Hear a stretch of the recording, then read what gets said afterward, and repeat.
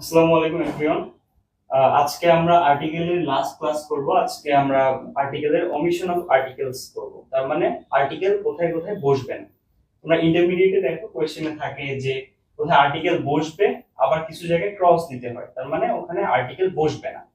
তো সেই জায়গাগুলো কোথায় কোথায় কোথায় আমরা আর্টিকেল বসাবো না সেটা নিয়ে আজকে কথা বলবো। আর আগের দিন কথা বলছি আর্টিকেলের এ এবং এন নিয়ে, এবং সেকেন্ড ডেতে কথা বলছি আর্টিকেলের ডি নিয়ে। ঠিক আছে।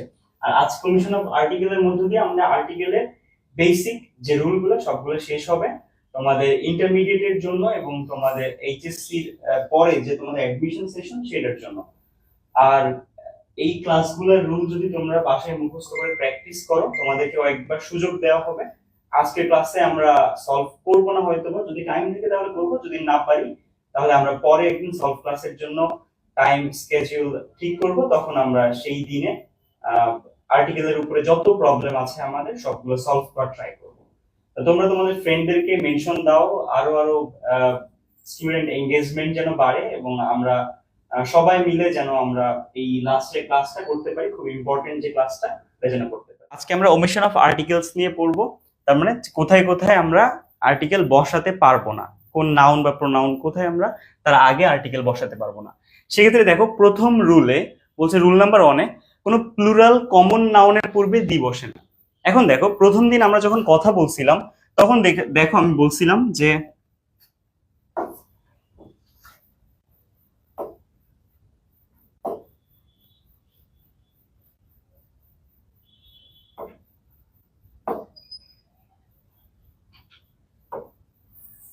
আচ্ছা, প্রথম দিন আমরা যখন কথা বলছিলাম তখন বলছিলাম যে the cow is a domestic animal, তাই না?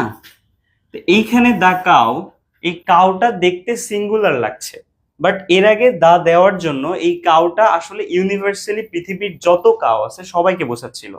তার মানে এইটা যদিও সিঙ্গুলার সিঙ্গুলার কমন নাউন ছিল, তারপরেও আসলে এটা প্লুরালি বোঝায়, তাই না? তো এর আগে আমরা দিয়েছিলাম, শর্ত ছিল কি এই কাউটা সিঙ্গুলার হইতে হবে, কাউজ হবে না। ঠিক আছে।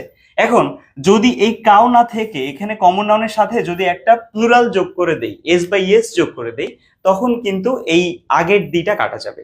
তার মানে তখন আমি দি ব্যবহার করতে পারবো না। দি কখন ব্যবহার করতে পারবো? যখন আমার কমন নাউনের সাথে প্লুরাল জ্ঞাপক কোনো কিছু থাকবে না, তার মানে এস বা ইয়েস থাকবে না।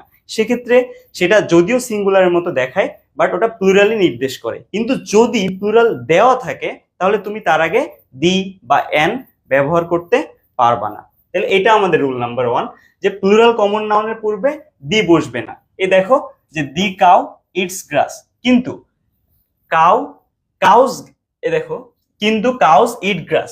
এইখানে দেখো যে এইখানে শুধু কাউ আছে আর এখানে কাউজ, কাউ এর পর একটা এস আছে। এই যে এসটা আছে এই জন্য আমি দি এখানেও ব্যবহার করতে পারছি না। তাহলে রুল নাম্বার 1 আশা করি তোমরা বুঝছো। তোমরা সবাই বলো যে রুল নাম্বার 1 বুঝছো কিনা, আমাকে কমেন্টে জানাও। তারপরে আমরা সবকিছু ঠিকঠাক আছে কিনা এটা জানাও, সাউন্ড প্রপার, নেটওয়ার্ক প্রপার আছে কিনা। তাহলে আমরা সেকেন্ড রুল থেকে আবার শুরু করি। আমাকে জানো যে প্রথম রুলটা সবাই বুঝছো কিনা।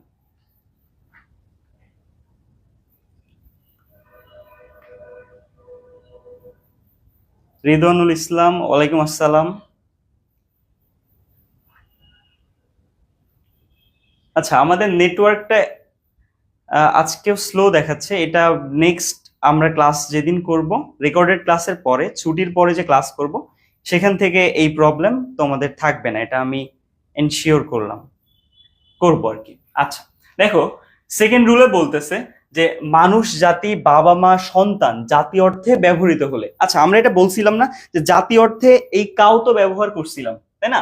কিন্তু তার আগে দি বসছিল, জাতি অর্থে তো ব্যবহার করছিলাম। কিন্তু এই এই দি ব্যবহার হয় না কখন? যখন সেটা মানুষ জাতিতে আসে। গতকালকের রুল একটু রিকল করলে বলবা, মানে তোমরা বুঝবা যে ম্যান এবং ওম্যান এখানে দি বসে না। ম্যান ইজ মর্টাল, আগে কি দি বসছে? কখনো বসে নাই। ঠিক আছে। ওই জাতিবাচক অর্থে অন্য প্রাণীর ক্ষেত্রে দি বসতে পারে, বাট যখন মানুষ চলে আসবে তখন তুমি দি বসাতে পারবে না। ওই রুলটাই একটু এক্সটেন্ড করে বলতেছে যে মানুষ জাতি, বাবা মা, সন্তান, জাতি ইত্যাদি অর্থে ব্যবহৃত হলে সেক্ষেত্রে আর্টিকেল ব্যবহৃত হবে না। দেখো এই যে মাদার, তাহলে মানুষ, মানুষ যে মহিলা তাকে মায়ের রোল প্লে করতেছে সে হচ্ছে মাদার। এই মাদারের আগে আমার ওই দি ব্যবহার করতে পারছি না, হচ্ছে এভরি মাদার। ঠিক আছে? আচ্ছা, তো এইভাবেই মানুষ জাতি যখন পাবা তখন সেখানে যে রোল থাক মানব জাতির, মানুষের সমাজের যে রোলই থাক ওই মানুষ যে যদি প্লে করে সেক্ষেত্রে তোমরা তার আগে দি বসাবা না। সেখানে এভরি বা অন্যান্য অনেক কিছুই বসতে পারে, অল বসতে পারে, বাট কখনোই তোমার দি বা আর্টিকেল এ এন এর কোনোটাই ব্যবহার করতে পারবা না। তাহলে রুল নাম্বার 2 এখানে শেষ। রুল নাম্বার 3 তে বলতেছে দেখো, সমগ্র জাতি বোঝাতে প্লুরাল কমন নাউনের পূর্বে আর্টিকেল বসে না। আচ্ছা, সমগ্র জাতি বোঝাতে প্লুরাল কমন নাউনের পূর্বে আর্টিকেল বসে না। আচ্ছা, এটা এক্সাম্পল দিলে দেখো, camel, camels are beast of burden. আচ্ছা, এইখানে দেখো সমগ্র জাতি বোঝাচ্ছে এই ক্যামেল দিয়ে। আসলে এইটাও কোনো না কোনো ভাবে এই রুলটাই দেখো, কাউজ, দা কাউজ বললে পুরো জাতিকে বোঝাচ্ছিল না?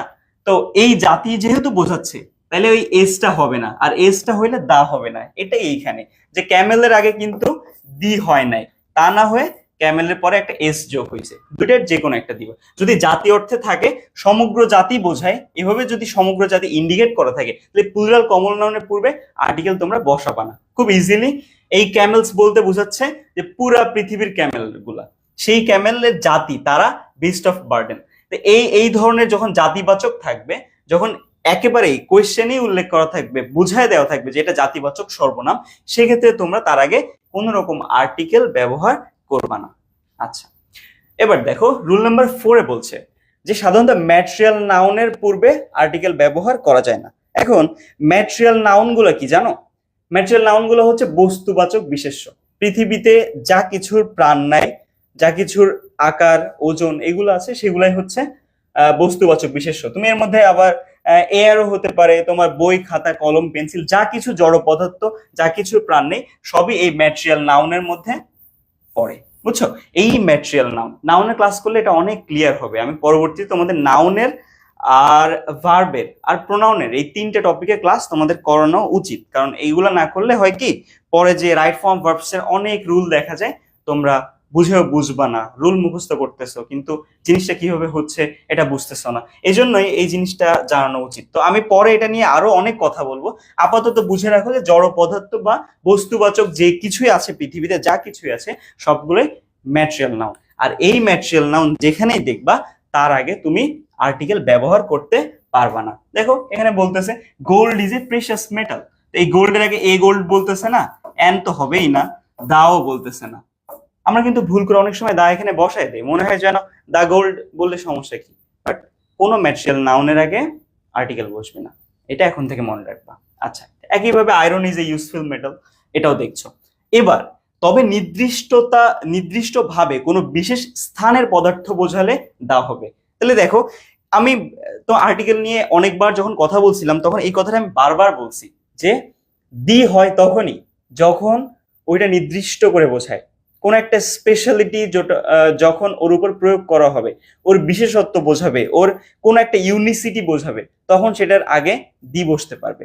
তো পৃথিবীর সকল গোল্ড নিয়ে যখন কথা বলছি তখন তার আগে আমি আর্টিকেল বসাচ্ছি না, কিন্তু আমি যদি পৃথিবীর একটা বিশেষ স্থানের গোল্ডের কথা বলি যে ওইখানের গোল্ড খুব পারফেক্ট, তখন তার আগে একটা আর্টিকেল তুমি বসাতে পারো এবং সেটা অবশ্যই দি হবে।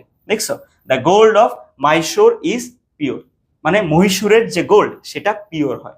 তারপরে বলতেছে the gold of this ring is pure, এই রিং এর যে গোল্ড সেটা পিওর। পৃথিবীর সব গোল্ডের কথা বলতেছি না, পৃথিবীর সব গোল্ড না, বরং এই যে রিং আছে এই রিং এর মধ্যে যে গোল্ড আছে সেই গোল্ডের কথা বলছি এবং সেটা পিওর। তাহলে এই রিং এর গোল্ড, সেই টুকরা গোল্ডকে আমি বিশেষায়িত করছি, তাই না? এই জন্য এর আগে দি বসবে। এটা ওই কালকের রুলটার একটা এক্সটেন্ডেড ভার্সন বলতে পারো, যে ওই যে কোনো জাতির নামের আগে দি বসে কিন্তু ভাষার নামের আগে দি বসে না। বাট আমি যখন বলছি হিজ ইংলিশ ইজ গুড, তখন কেন the English of Jihan is good এভাবে যখন বলছি তখন আমি কেন দি বসাচ্ছি? দ্য ইংলিশ অফ বললাম মাই টিচার ইজ গুড। তাহলে এই এই যে ইংলিশ তো একটা ভাষা, তার আগে কেন দি বসাচ্ছি? এটাতে অ্যাকচুয়ালি ওই স্যারের ইংলিশ বলার ধরন, তার ইংলিশটা কিভাবে সে আয়ত্ত করেছে এবং তার যে ইউনিক ভাবে ইংলিশের প্রেজেন্টেশন, সেটাকে তুমি বলতেছো। নর্মালি ইংলিশ যেমন সেটাকে তুমি বলছো না। তো এইভাবে যখন হবে, যখন কারোর কোনো জিনিসকে নির্দিষ্ট করে দেওয়া হবে, বলা হবে যে ওইটাই, তাইলে সেক্ষেত্রে তখন তুমি দি বসাতে পারবা, বাট নর্মালি বসে না, বুঝছো? এটাও সেইভাবে, যখন মাহেশ্বরের গোল্ডকে আমি নির্দিষ্ট করে বলতেছি যে ওই জায়গার গোল্ডই, তখন এর আগে দি বসছে। বাট নর্মালি গোল্ডের কথা যখন বলছি, তখন ওর আগে দি বা যে কোনো আর্টিকেল বসবে না। তো এই আমাদের প্রথম স্লাইড। আশা করি তোমরা এ পর্যন্ত রুল যতটা পড়ছো তার মধ্যে কোনো প্রবলেম থাকার কথা না। যদি থাকে আমাকে বলো, তাহলে সেই রুলটা আমি আবার বোঝাবো।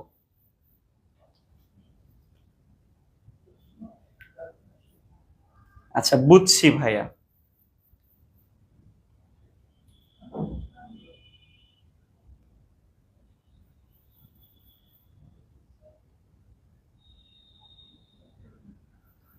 আচ্ছা, তোমরা তাহলে এই রুলগুলা বুঝছো, তাহলে আমরা এবার ফার্দার রুলে যাই। আজকে বেশ অনেকগুলাই রুল পড়তে হবে, সো ধৈর্য ধরে থাকো, অনেক কিছু শিখবা আজকে ক্লাসে, অনেক কিছু শিখবে, অ্যাডমিশনের অনেক ডাউট দেখবা আজকে সলভ হয়ে গিয়েছে। আচ্ছা, এবার বলতেছে যে যে সকল ক্ষেত্রে আর্টিকেল হয় না, রুল নাম্বার 5-এ বলছে elect, select, make, nominate, appoint, crown, choose, এই প্রভৃতি ভার্ব এগুলার কমপ্লিমেন্টের যে কমপ্লিমেন্টে যেটা থাকে সেটার পূর্বে কোনো আর্টিকেল বসে না। এখন সেন্টেন্সের মধ্যে এইগুলা যখন দেখবা, এগুলো মুখস্থ করে রাখো, elect, select, make, nominate, appoint, crown, choose, এগুলো যদি সেন্টেন্সের মধ্যে দেখো, তাহলে সেটাতে যেখানে কমপ্লিমেন্ট থাকবে ওই কমপ্লিমেন্টের পূর্বে তোমার আর্টিকেল বসবে না। দেখো এখানে we, subject, have, verb, elected, এই যে ভার্ব, হ্যাঁ। এবার হিম, আমি বলছিলাম কি যে ভার্বকে কি বা কাকে দিয়ে প্রশ্ন করবা, কি বা কাকে, যে উত্তর আসবে সেটা কি, সেটা তোমার অবজেক্ট। তাহলে উই হ্যাভ ইলেক্টেড হিম, আমরা তাকে নির্বাচিত করেছি। তাহলে তুমি যদি নির্বাচিত করাকে প্রশ্ন করো যে কাকে নির্বাচিত করেছি, তাহলে প্রশ্ন আসবে হিম, তাকে। তাহলে এইটা কি, এটা হচ্ছে অবজেক্ট। আর অবজেক্টের পরে এই যে অংশটা আছে চেয়ারম্যান, এইটা হচ্ছে কমপ্লিমেন্ট, বুঝছো? আচ্ছা, তো এই যে হিম যে চেয়ারম্যান একই, তাহলে হিমের কমপ্লিমেন্ট হচ্ছে চেয়ারম্যান। এখন এই যে কমপ্লিমেন্টটা থাকবে, বলছে যে এটার আগে কোনো আর্টিকেল বসাতে পারবা না, ঠিক আছে? তাহলে রুলটা এইভাবে মুখস্থ রাখো। এই যে এটা ভার্বের ক্ষেত্রে দেখবা একটা ভার্বের কাইন্ডের মধ্যে পড়ে যায়, সেটা আবার আরো মজার বিষয়, তো সেটা এখন লাগতেছে না। এখন এই কনসেপ্টে বুঝো যে এই ভার্বগুলোর যে কোনো একটা যদি সেন্টেন্সের মধ্যে দেখো, সেটার মধ্যে তোমরা অবজেক্ট খোঁজা ট্রাই করবা, অবজেক্টটা বাদ দিলেই সামনে যেটা থাকবে সেটা কমপ্লিমেন্ট, ঠিক আছে? আচ্ছা, ওই কমপ্লিমেন্টের আগে সাথে সাথেই তোমরা ওর আগে কোনো আর্টিকেল বসাতে পারবা না। দেখো উই মেড হিম ক্যাপ্টেন, তাহলে হিম হচ্ছে আমার অবজেক্ট, তাহলে ক্যাপ্টেনটা আমার কমপ্লিমেন্ট, কারণ হিমও যা ক্যাপ্টেনও তাই। তো এখানে যেন দা ক্যাপ্টেন, এ ক্যাপ্টেন এরকম করে কিছু বসায় দিও না, বুঝছো? তো এটাই হচ্ছে রুলটা। আচ্ছা, রুল নাম্বার 6 বলতেছে মাস ও দিনের নামের আগে দা ব্যবহার করা যায় না, হ্যাঁ, কিন্তু ঋতুর পূর্বে দি বসতেও পারে, নাও বসতে পারে। এখন ঋতু বলতে সামার সিজন, এগুলোর আগে তুমি বসাইতে পারবা দা অটাম, দা লেট অটাম, এরকম বসাইতে পারবা, কিন্তু দিন, তারিখ, মাস, দা মন্ডে, দা থার্সডে, এগুলো তুমি বসাতে পারবা না, এগুলো করতে পারবা না। এটা জাস্ট বেসিক একটা রুল, এটা জাস্ট মুখস্থ করলে তুমি, এটাতে বোঝার কিছু নাই, এটাতে তুমি বসাইতে পারবা না। ফ্রাইডে ইজ এ হলিডে, তো এখানে এ ফ্রাইডে, দা ফ্রাইডে এরকম কিছু যেন ইউজ না করো। তাহলে এই রুলটা এখন থেকে শিখে গেছো, এটা রিয়েল লাইফে অ্যাপ্লাই করবা, পরীক্ষায় তো পাবাই। দিন, তারিখ, মাসের আগে কোনো আর্টিকেল বসে না। আর্টিকেল বসে কখন, যখন ঋতুর ক্ষেত্রে বসতেও পারে, নাও পারে। যদি বসায় দাও ভুল দিবে না, ঠিক আছে? বাট অ্যাভয়েড করো নর্মালি। আচ্ছা, 7 নম্বর রুলে বলতেছে রোগের নামের পূর্বে আর্টিকেল বসে না। এখন একটা মজার জিনিস আছে, আগের দিন একেবারে শুরুর দিনে আমরা পড়ছিলাম যে এই যে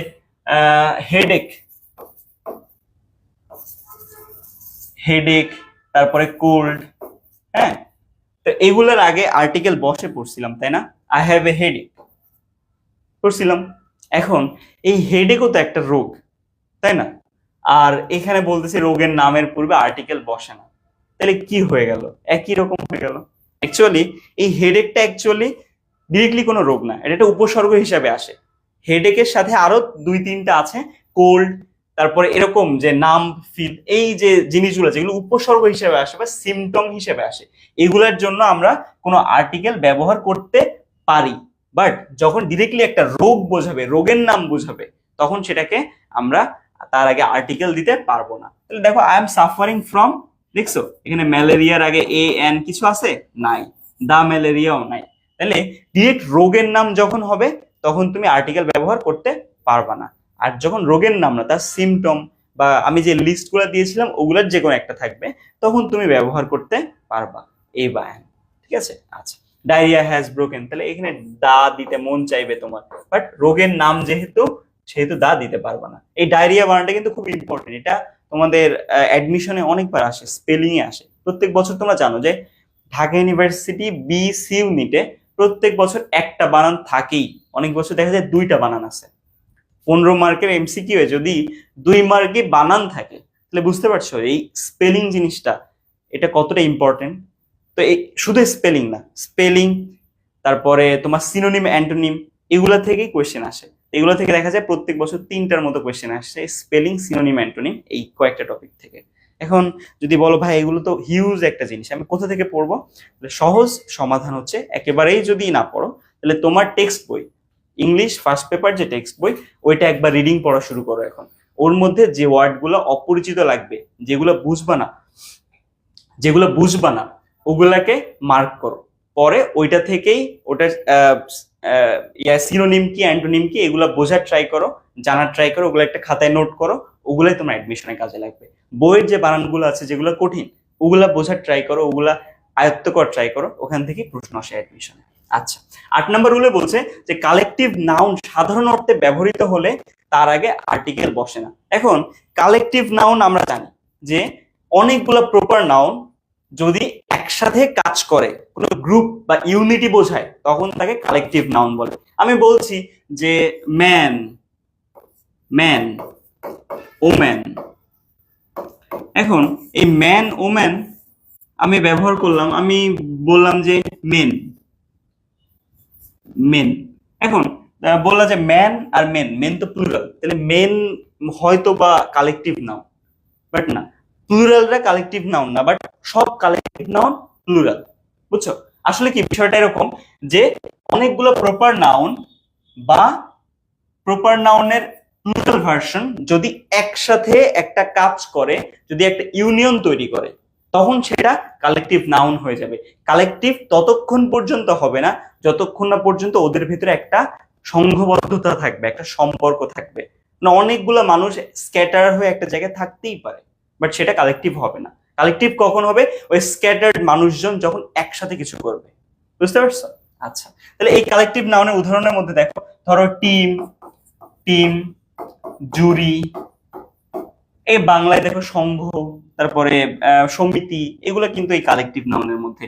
তারপরে এর মধ্যে আরো আরো অনেক কিছু বলতে পারো, কমিটি বলতে পারো, অথরিটি বলতে পারো। তো এগুলো হচ্ছে কালেকটিভ নাউন। কালেকটিভ নাউন সাধারণ অর্থে যখন ব্যবহার হবে তখন আর্টিকেল হবে না। একটা এই এক্সাম্পলটা দেখো, parliament is going to meet in his session soon. এই যে কালেকটিভ নাউন, এর আগে এই এই পার্লামেন্টই কাজটা করতেছে, তাই না? তাহলে এই কালেকটিভ নাউনের এই এক্সাম্পলে আমি কোনো আর্টিকেল ব্যবহার করতে পারবো না। বাট আমি যদি বলি যে কোন একটা টিম সেটা এখানে আসছে, for ICC tournament the New Zealand team has just arrived, এখানে কিন্তু দি বসতে পারে। ঠিক আছে? কারণ ওইখানের সাধারণ অর্থে ওটা ব্যবহার হচ্ছে না, যদিও কালেকটিভ নাউন, কিন্তু এইরকম ভাবে একটা কালেকটিভ নাউনই কাজটা করতেছে, এরকম সাবজেক্টের জায়গায় আছে, সাধারণ অর্থে কালেকটিভ নাউন ব্যবহার হচ্ছে, তখন সেই জায়গাটাতে তার আগে তুমি দি দিতে পারো না। ঠিক আছে? আচ্ছা, ধরো আমি বললাম যে I am bound to follow the authority, কিন্তু আমি যদি বলি যে the authority has taken the decision, তখন ভুল হবে, কারণ অথরিটি ওটা নিজেই করতেছে, তো ওইটা সাধারণ অর্থে ব্যবহার হচ্ছে, তাহলে ওই দায়টা কাটা যাবে, authority has taken this decision. বুঝছো? এভাবে আর কি। আচ্ছা, তাহলে এই পর্যন্ত তোমরা বুঝছো কিনা আমাকে জানো, আমরা তাহলে ফার্দার স্লাইডে চলে যাই, সামনের স্লাইডে। আমাকে জানো সবাই বুঝতেছো কিনা, কানেকশন কেমন, খুবই স্লো কিনা এটা জানাও আমাকে। আর তোমাদের ফ্রেন্ডদেরকে যাদের এখনো মেনশন দেওয়া বাকি আছে তারা মেনশন দাও। আর কোনটাতে প্রবলেম হচ্ছে আমাকে জানাও, তাহলে আমি সেটা আবার দেখায় দিব তোমাদেরকে।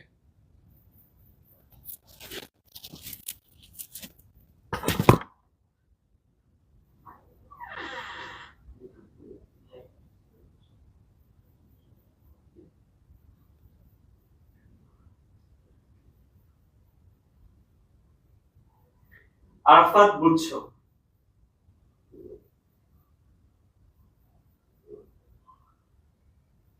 আচ্ছা, নেটওয়ার্ক বা এই রিলেটেড কোনো প্রবলেম, নেটওয়ার্ক বা এই রিলেটেড কোনো প্রবলেম থাকলে আমাকে বলো, তাহলে আমি দেখি কি করা যায়। থাকার কথা না এখন পর্যন্ত, কানেকশন স্লো। আচ্ছা আচ্ছা আচ্ছা, দেখছি। কানেকশন এর পর থেকে নেক্সট ক্লাস থেকে তোমরা আর স্লো পাবা না, এটা আমি কমিটমেন্ট দিচ্ছি তোমাদেরকে আজকে, আজকে লাস্ট। আচ্ছা আচ্ছা, এ পর্যন্ত তো বুঝছো, তাহলে এবার আমরা 9 নম্বর রুলে চলে যাই এবং তারপরে আমরা আজকে ক্লাস যতদূর ওমিশন অফ আর্টিকেলস আছে সব রুলস গুলো শেষ করার ট্রাই করি। আচ্ছা, বলছে যে সকল ক্ষেত্রে আর্টিকেল ব্যবহার হয় না সেটা রুল 9। বলছে সাধারণত অ্যাবস্ট্রাক্ট নাউনের পরে পূর্বে আর্টিকেল ব্যবহার হয় না। এখন অ্যাবস্ট্রাক্ট নাউন চেনার একটা সহজ উপায় আছে, সেটা হলো আমাদের যে পঞ্চ ইন্দ্রিয় আছে, চোখ, কান, নাক, মুখ, ত্বক, এই ধরনের পঞ্চ ইন্দ্রিয়ের সাহায্যে যে জিনিসগুলো ফিল করা যায় না সেগুলো হচ্ছে অ্যাবস্ট্রাক্ট নাউন। আমি যদি বলি ফ্রেন্ডশিপ, আমি যদি বলি ফ্রেন্ডশিপ, ফ্রেন্ডশিপ, এই ফ্রেন্ডশিপ তুমি কি দেখতে পাও, গন্ধ পাও, হাত দিয়ে স্পর্শ করতে পারো? পারো না, বাট ফিল করতে পারো, হৃদয় দিয়ে ফিল করতে পারো। তাইলে এই ধরনের জিনিস যদি বলি যে মাদার রোজ ইন হার, তাইলে মাদার হুড, মাতৃত্ব, মাতৃত্ব কি দেখা যায়? হ্যাঁ দেখা যায়, সে আবেগী হয়ে আছে, বাচ্চাকে আদর করছে, বাট ওর ভেতরে যে মাতৃত্ব আছে এটা কি হুট করে কেউ দেখলে বুঝতে পারবে? অপরিচিত কেউ যদি না দেখে তার বাচ্চার সাথে, তাকে দেখেই কি বুঝতে পারবে তার মধ্যে মাতৃত্ব আছে কিনা? দেখা যায় না, শোনা যায় না, ত্বক দিয়ে স্পর্শ করা যায় না। যে জিনিস অন্তর দিয়ে ফিল করতে হয় এবং পঞ্চ ইন্দ্রিয়র সাহায্যে সেটাকে আইডেন্টিফাই করা যায় না, সেই জিনিসগুলোকে বলা হচ্ছে অ্যাবস্ট্রাক্ট নাউন। আশা করি তোমরা এই জিনিসগুলো সবাই জানো। এখন এই অ্যাবস্ট্রাক্ট নাউনের পূর্বে কখনো আর্টিকেল হয় না, তাহলে honesty is the best policy, এটাকে কি দি কখনো বসাবা? আর কখনো বসাবা? বসাবা না। তারপরে সিনসিয়ারিটি ইজ রিকোয়ার্ড এভরিওয়্যার, সতর্কতা প্রয়োজন সব জায়গায়, এখানে আগে আগে দি বসায় দিও না যেন, ঠিক আছে? অ্যাবস্ট্রাক্ট নাউন যেখানে দেখবা তার আগে দি বসাবা না। তাহলে আমরা দুইটা জিনিস পাইলাম, একটা হচ্ছে অ্যাবস্ট্রাক্ট নাউনের আগে আমরা আর্টিকেল বসাবো না, আর আমরা ম্যাটেরিয়াল নাউনের আগে আর্টিকেল বসাবো না। ম্যাটেরিয়াল নাউনের আগে আর্টিকেল বসাবো তখনই যখন কোনো কোনো বিশেষ জায়গার ম্যাটেরিয়ালকে স্পেশালি বলা হবে, হ্যাঁ তখন। তাছাড়া নর্মালি ম্যাটেরিয়াল নাউনের আগে আমরা কখনো আর্টিকেল বসাবো না, ঠিক আছে? আচ্ছা, এবার দেখো ওই জিনিস অ্যাবস্ট্রাক্টের ক্ষেত্রেও তাই, নির্দিষ্টভাবে কোনো দোষ গুণ বুঝলে তখন দি বসবে। যেমন the honesty of Haji Mohammad Mohsin, তাহলে পৃথিবীর যে অনেস্টি, ওই অনেস্টির কথা বলতেছে না, হাজী মোহাম্মদ মহসিনের যে অনেস্টি সেইটার কথা বলছে, সেটা বিয়ন্ড কোয়েশ্চেন, সেটাকে কোয়েশ্চেনই করা যায় না। হয়তোবা কারোর অনেস্টিকে কোয়েশ্চেন করা যায়, প্রশ্নবিদ্ধ করে ফেলা যায় তার সততাকে, কিন্তু হাজী মোহাম্মদ মহসিনের সততাতে কোনো কোয়েশ্চেন নেই। তার মানে এই যে কোনো ব্যক্তি বা কোনো জায়গা এগুলো যদি স্পেশাল করে বুঝায় দেয় তখন সেটাতে দি ব্যবহার করবা। তাহলে দেখছো না সব জায়গায় ওই ম্যাটেরিয়াল নাউনের ক্ষেত্রেও যা, অ্যাবস্ট্রাক্ট নাউনের ক্ষেত্রেও তাই, নর্মালি বসে না। যদি কারোর বা কোনো জায়গার জিনিসটা স্পেশালি বোঝায়, নির্দিষ্ট করে দেয়, তখন তার আগে দি বসে। আচ্ছা, আশা করি এটাও বুঝতে পারছো তোমরা। রুল নাম্বার 10-এ বলছে ভাষার পূর্বে আর্টিকেল বসে না, এটা আমরা কালকে পড়ছি, এটা আর নতুন করে আজকে পড়ার কিছু নাই। যে বলছিলাম যে English, the English speak English, হ্যাঁ এই দা ইংলিশ মানে ইংরেজি জাতি, আর স্পিক ইংলিশ এই ইংলিশটা হচ্ছে ভাষা, তাহলে এর আগে আমরা দি বসাবো না, এটাই কালকে করছো এটা। আচ্ছা, তাহলে আমরা পরের স্লাইডে যাই। আচ্ছা আচ্ছা, পরের স্লাইডে গেলাম। তোমরা বলো যে এখন পর্যন্ত তোমাদের বোঝার অবস্থা কেমন, বুঝতেছো কিনা আমাকে একটু বুঝাও, মানে বলো যে এটা বুঝতেছো কিনা, তাহলে আমরা ফার্দার জিনিসে আগাই।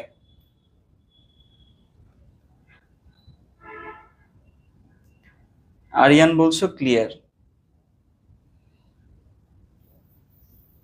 বলো এখন, এখন পর্যন্ত ক্লিয়ার কিনা সবাই বলো।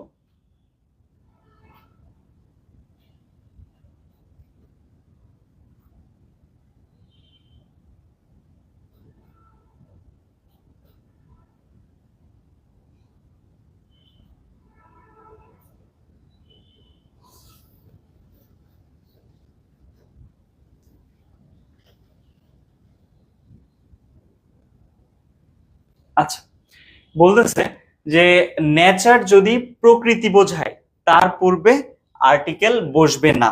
এখন নেচার প্রকৃতি বোঝায়, তার মানে নেচার ওয়ার্ডটা দিয়ে একটা ওয়ার্ডের মাল্টি ডাইমেনশনাল ইউজ থাকে না, বললে তো নেচার খারাপ, তার মানে কি ওর প্রকৃতি বোঝাচ্ছি, ওর স্বভাবের কথা বলতেছি। তাহলে এই নেচার ওয়ার্ডটা দিয়ে, এই নেচার, এই নেচার ওয়ার্ডটা দিয়ে অনেক কিছু বোঝাইতে পারে। তার মধ্যে একটা হচ্ছে স্বভাব আর একটা হচ্ছে প্রকৃতি। হ্যাঁ, এখন নেচার ওয়ার্ড দিয়ে যখন প্রকৃতিকে বোঝাবে, প্রাকৃতিক পরিবেশের যে প্রকৃতি, সেই প্রকৃতিকে বোঝাবে, তখন তার আগে আর্টিকেল বসবে না। যেমন উইলিয়াম ওয়ার্ডসওয়ার্থ, তোমরা যারা ইংলিশ সাবজেক্ট নিয়ে পরে লেখাপড়া করবা দেখবা যে উইলিয়াম ওয়ার্ডসওয়ার্থ একটা খুব ফেমাস কবি। খুব তার যে কোনো নাটক, সিনেমা, সরি, তার নাটক, উপন্যাস যেগুলা লিখছে, তার সাহিত্যকর্মের মধ্যে বেশিরভাগ প্যাস্টোরাল সিন নিয়ে কথা বলছে। তার মানে গ্রামীণ পরিবেশ, সুন্দর প্রকৃতি, রোমান্টিক কবি একজন, বুঝছো? রোমান্টিক কবি কি মানে যারা মানুষের ইন্টেলেকচুয়ালিটি, ইন্ডিভিজুয়াল সাইটস, মানুষের হৃদয়, মানুষের ফিলিং, এগুলা নিয়ে কথা বলে, প্রকৃতি নিয়ে কথা বলে, প্রকৃতিতে যা দেখে সেটা নিয়ে কথা বলে, তাদেরকে বলা হয় যে রোমান্টিক পোয়েট। আর রোমান্টিক পোয়েটদের মধ্যে একজন হচ্ছে ওয়ার্ডসওয়ার্থ। তো রোমান্টিক পোয়েটরা যেহেতু নেচার নিয়ে লেখে, এই জন্য তার ওয়ার্ডসওয়ার্থকে নেচারের পোয়েট বলা হয়। তাহলে এই নেচারটা আসলে প্রকৃতিকেই বুঝাচ্ছে, ঠিক আছে? তাহলে এই নেচারের আগে আর্টিকেল বসাতে পারছি না। এই একই সেন্টেন্সে যদি এইভাবে বলতাম যে the nature of William Wordsworth, হ্যাঁ, তখন কিন্তু উইলিয়াম ওয়ার্ডসওয়ার্থের স্বভাব চরিত্র বুঝাইতো, তাহলে ওইখানে কিন্তু দি বসতো। বুঝতে পারছো? নেচার যখন প্রকৃতি বোঝায় তখন আমরা দি বা কোনো আর্টিকেল ব্যবহার করব না। আর যখন দি বোঝাবে, মানে নেচার যখন মানুষের স্বভাব বোঝাবে বা অন্য কিছু বোঝাবে, তখন তার আগে দি ব্যবহার করতে পারবো। আচ্ছা, রুল নাম্বার 12তে বলছে খেলার নামের পূর্বে দি বসে না। যে কোনো ধরনের খেলার নাম প্রপার নাউনের আগে তো দি বসেই না। আর খেলার নাম তো প্রপার নাউন। ক্রিকেট মানে কি? পৃথিবীর অনেক খেলার মধ্যে একটা খেলার নাম ক্রিকেট, তাহলে প্রপার নাউন, প্রপার নাউন আগে দি বসে না, সো বসবে না। We play cricket regularly, we play football, এগুলো তোমরা বুঝে। তবে আবার বলছে ওই 12 নম্বর রুলে আবার বলতেছে যে সাধারণত প্রপার নাউনের পূর্বে আর্টিকেল বসে না। Dhaka is the capital of Bangladesh, এর আগে দি বসতেছে না। আর প্রপার, কমন আর কালেকটিভের মধ্যে একটা পার্থক্য তোমাদেরকে আমি যদি বলি, তাহলে দেখো, আমি যখন বলছি আবার আমার নাম দিয়ে বুঝাবো না, কি দিয়ে বুঝাই?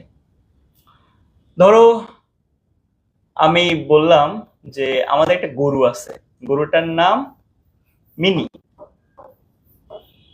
মিনি, মিনি আমাদের গরু। এই মিনি একটা কাউ, আর এরকম বাড়ি অনেকগুলো কাউ আছে, সেগুলো হচ্ছে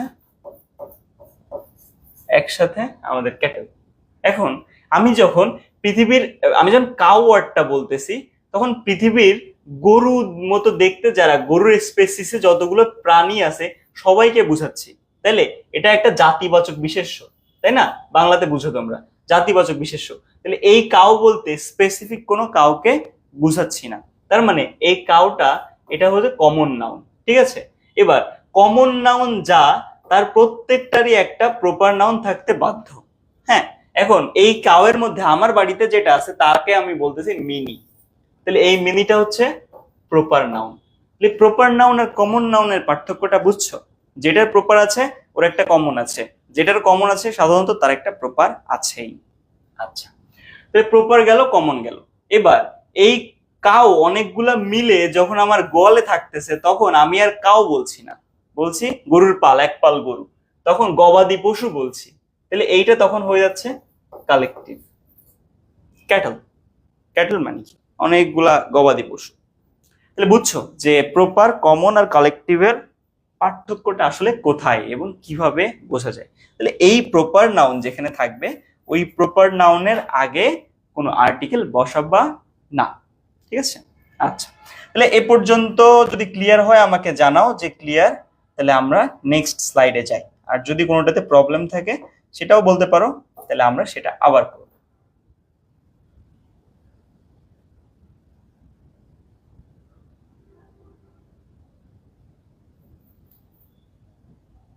তোমরা নিজেদের মধ্যে কথা বলো না, ক্লাসের যে কথা সেগুলো বলো।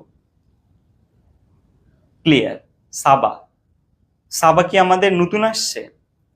সাদিয়া সাবা। আরফাত বলছে ক্লিয়ার, সুমায়া অল ক্লিয়ার। আচ্ছা, ধৈর্য ধরে তোমরা দেখছো, এটার জন্য তোমাদেরকে অনেক অনেক ধন্যবাদ। আর আমরা যা কিছু লিমিটেশনস আছে এগুলো আরো ঠিক করে আমরা আরো পারফেক্ট হওয়ার চেষ্টা করব দিনে দিনে। এখন আমাদের কোর্স তো পুরোপুরি লঞ্চ করিনি, আমি তো এখনো ফ্রি ক্লাস নিচ্ছি। লঞ্চ করলেও কিছুদিন হয়তো ফ্রি ক্লাস আমরা নিতে পারি। সেটা হচ্ছে আমাদের আজকে ক্লাস হয়ে গেলে কালকে ক্লাস নাই, পরশু দিনে আমরা ফ্রি হ্যান্ড রাইটিং এর উপর একটা ছোট্ট কথা বলবো, সেটা তোমাদেরকে রেকর্ডেড হিসাবে আমরা গ্রুপে দিয়ে দিব। সেটা তোমরা দেখবা, শেয়ার করতে পারো, ফ্রেন্ডদেরকে দেখাতে পারো, যদি মনে হয় ছোট ভাই বোনদেরকে যারা প্যারাগ্রাফ লেখে, প্যারাগ্রাফ বা অন্যান্য রাইটিং লেখে বাট সিস্টেম বুঝে না, তাদেরকে দিতে পারো। আর এটা শিখায় দিব, বাট এটার প্র্যাকটিস করতে হবে আমাদের, কারণ ফ্রি হ্যান্ড রাইটিং কখনো শিখিয়ে দিয়ে হয় না। তোমাকে পথ দেখায় দিতে পারি, বাট তুমি একবার করতে যাবা, থেমে যাবা, দুইবার করবা, ভুল করবা, ভুল করবা, থেমে যাবা, এক সময় দেখবা লিখে ফেলতেছো। কথা কেউ তো একবারে শিখে যায় না। একবারে কথা বলতে পারে মানুষ? পারে না। কথা বলতে গেলে অনেকবার আমতা আমতা করতে করতে মানুষ ফ্লুয়েন্ট স্পিকার হয়। আজকের তুমি তো ছোটবেলায় তুমি এরকম ছিলা না তো, তাই না?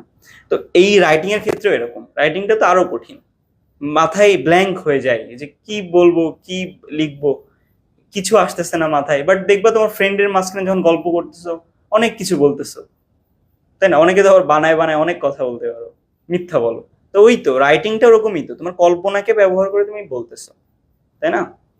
একটা গল্প সাজাচ্ছ, তাহলে সেই সময় কেন আমার ব্রেন কাজ করছে না? বিকজ তুমি আইডিয়া জেনারেশনটা বুঝো না, তোমার মাথা এই জিনিসটা, এই লোডটা নিয়ে অভ্যস্ত না। তোমার মাথা ব্ল্যাঙ্ক হয়ে যায় একটা আননোন সিচুয়েশনে ফেললে। আননোন সিচুয়েশনে বারবার ফেলবো তোমাকে, এক সময় তো তুমি ওই সিচুয়েশনটা বুঝে যাবা, তোমার ব্রেন বুঝবে যে কি করতে হয়।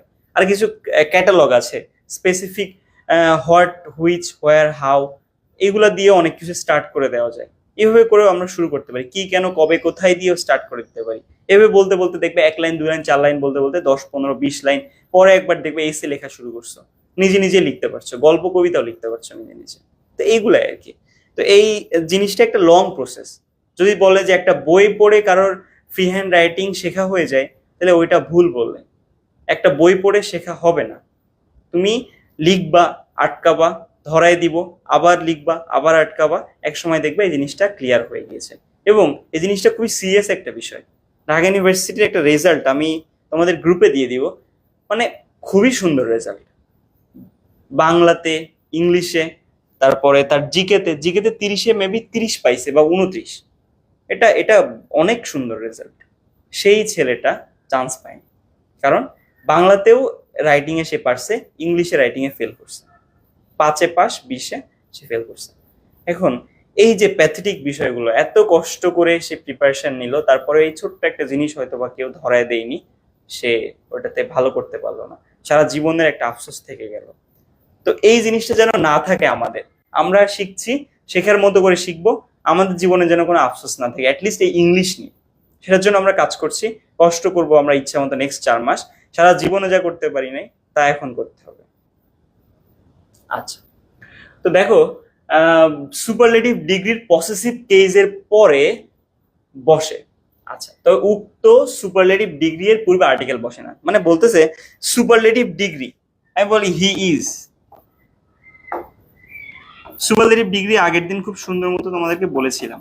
ধরো he is the best boy. হ্যাঁ, এই যে সুপারলেটিভ কেস, সুপারলেটিভের আগে একটা আর্টিকেল বসে এবং মোস্টলি সেটা দি, সবসময় দিই বসে। সুপারলেটিভের আগে দি বসে, কিন্তু সুপারলেটিভের আগে যদি পসেসিভ কেস থাকে তখন সেই সুপারলেটিভটা থাকলেও আমি দি বা কোনো আর্টিকেল বসাতে পারবো না। দেখো এক্সাম্পলে বলছে হার মোস্ট ইন্টারেস্টিং হবি, তাহলে মোস্ট ইন্টারেস্টিং হবি, এই হবিটা নাউন, আর এই মোস্ট ইন্টারেস্টিং এটা তোমার কি, এটা হচ্ছে সুপারলেটিভ কেস, তাই না? এই সুপারলেটিভ কেসের আগে সব সময় একটা দি বসে, কিন্তু দি বসতে পারতেছে না কেন? কারণ তার আগে একটা পসেসিভ কেস আছে। পসেসিভ কেস কি? পসেসিভ হচ্ছে, তোমার প্রোনাউন পড়লে এটা ভালো মতো বুঝবা, যদি কোনো কিছু কারোর অধিকারে থাকে বা তার নিজস্ব এরকম কিছু বোঝায় তখন সেটাকে পসেসিভ কেস বলে। ধরো আমি বললাম যে কলমটা সুন্দর, এটা পসেসিভ কেস না। আমি যদি বলি আমার কলমটা সুন্দর, তাহলে ওই যে কলমটার কথা বলতেছি সেটা আমার অধিকারে আছে না, সেটা ইট বিলংস টু মি, তাই না? এরকম belongs to me, belongs to সামন, বিলংস টু সামবডি এলস, এরকম যখন কিছু থাকবে তখন সেই জিনিসটা হচ্ছে পসেসিভ কেস। এরকম পসেসিভ কেস যদি সেন্টেন্সে দেখো, তার আগে পসেসিভ কেস যদি সেন্টেন্সে দেখো, তারপরে যদি সুপারলেটিভ যতই থাক, ওই সুপারলেটিভের আগে দি বসাতে তুমি পারবা না। অন্য যে কোনো সময়ে সুপারলেটিভ দেখা মাত্রই দি বসায় দিবা। তাহলে এই যে এই her most interesting hobby is gardening, most interesting hobby, তাহলে এখানে দি বলতে মানে মুখে আসতেছে তাও দিতে পারবো না, কারণ এখানে হার আছে। হার মোস্ট ইন্টারেস্টিং হবি মানে কি? তার সবচেয়ে পছন্দের শখ, তাই না? তাহলে এই যে তার বিলংস টু হার, এই হবিটা বিলংস টু হার, এই জন্যে এই যে পসেসিভ কেস আছে হার, মাই, আওয়ার, এরকম এরকম যদি থাকে, তাহলে তোমার পসেসিভ কেস থাকার কারণে যদিও সুপারলেটিভ আছে তার আগে একটা দি বসাতে তুমি পারবে না। তাহলে এই রুলটা আমার মনে হয় এখন তোমরা বুঝছো। আচ্ছা, এবার 15 নম্বর রুলে বলতেছে প্রপার নাউনের পূর্বে কমন নাউন যদি অ্যাডজেক্টিভ রূপে বসে তখন তার পূর্বে আর্টিকেল বসানো যাবে না। এখন প্রপার নাউন নিয়ে আমি সুন্দর করে কথা বলে তোমাদেরকে বুঝাই দিছিলাম যে প্রপার নাউন কি। হ্যাঁ, এন্ড প্রপার নাউন কমন নাউনে সুন্দর করে বুঝাই দিছি যে প্রপার নাউন। এখন বলতেছে যে প্রপার নাউনের পূর্বে কমন নাউন, তাহলে কমন নাউনটা আগে থাকবে, তারপরে একটা প্রপার নাউন থাকবে। হ্যাঁ, এবার ওইটা যদি অ্যাডজেক্টিভ রূপে বসে তাহলে তার পূর্বে আর্টিকেল বসবে। দেখো পোয়েট নজরুল, তাহলে এই নজরুল স্পেসিফিক একজন যে বাংলাদেশে জন্মগ্রহণ করছে, তাহলে এটা কি? Proper noun, PN. এবার প্রপার নাউনের আগে পোয়েট, পোয়েট পৃথিবীর সব কবিকে বোঝাচ্ছে না, তাহলে এটা জাতিবাচক না। আর জাতিবাচক মানে কি? Common noun, CN. তাহলে common noun, proper noun, proper নাউনের আগে কমন নাউন বসছে, বসে এই কমন নাউনটা অ্যাডজেক্টিভ হইছে কিনা। এখন আমি তোমাদের আগে বলছিলাম যে অ্যাডজেক্টিভ, আমরা বড় হয়েছি এখন আমরা মনে রাখবো অ্যাডজেক্টিভ মানে নাউন সম্পর্কে যে এক্সট্রা তথ্য প্রদান করে। ধরো আমি বলছি যে নজরুল, এটাই ধরি নজরুল। এখন নজরুল একটা প্রপার নাউন। এখন প্রপার নাউনের আগে যেটা বসছে পোয়েট, এই পোয়েট ওয়ার্ডটা দিয়ে প্রপার নাউন যে একটা পেশায় আছে সেই পেশাটা যে কবি হওয়া সেটা বোঝাচ্ছে না। তাহলে আলটিমেটলি নজরুল সম্পর্কে, নজরুল বললে আমি যাকে বুঝতাম, পোয়েট নজরুল বললে আমি আরো স্পেসিফিক ভাবে ওই লোকটাকে বুঝি না। তার মানে কি? ওই লোকটা সম্পর্কে এক্সট্রা তথ্য দিচ্ছে না। আমি যদি বলি আশরাফুল, আশরাফুল দুনিয়া কত আশরাফুল আছে, আমি যদি ক্রিকেটার আশরাফুল বলি তাহলে এই ক্রিকেটার দিয়ে এই আশরাফুলকে বোঝা যাচ্ছে না, এই আশরাফুল যে অন্য কেউ না, এটা তুমি বুঝতেছো না। তাইলে এই প্রপার নাউন সম্পর্কে এক্সট্রা তথ্য দিচ্ছে এই ক্রিকেটার ওয়ার্ডটা। তাহলে এই ক্রিকেটার ওয়ার্ডটা নাউনের মতো দেখতে হোক আর যাই হোক, এইটা অ্যাডজেক্টিভ, এটা কি বুঝতে সমস্যা আছে? আচ্ছা, আরো এক্সাম্পল, দুনিয়া 1000 এক্সাম্পল দেওয়া যায়। আমি যদি বলি I went to A book fair, দেখো বুক ও নাউন, ফেয়ার ও নাউন। এখন তুমি বলছো ভাই পরপর দুইটা নাউন তো হবে না, তাহলে এই বুকটা নাউন, এই বুকটা আসলে নাউন নাকি অ্যাডজেক্টিভ, এটা বুঝতে গেলে একটা সহজ উপায় দেখো। এই ফেয়ার মানে মেলা, যে কোনো ফেয়ার হইতে পারে, বলতেছি বুক ফেয়ার, তাহলে এই মেলাটা যে বই নিয়ে, এটা বোঝা যাচ্ছে তার আগে বসা এই ওয়ার্ড বুক থেকে। তাহলে আলটিমেটলি এই বুক ওয়ার্ডটা ফেয়ার সম্পর্কে এক্সট্রা তথ্য দিচ্ছে।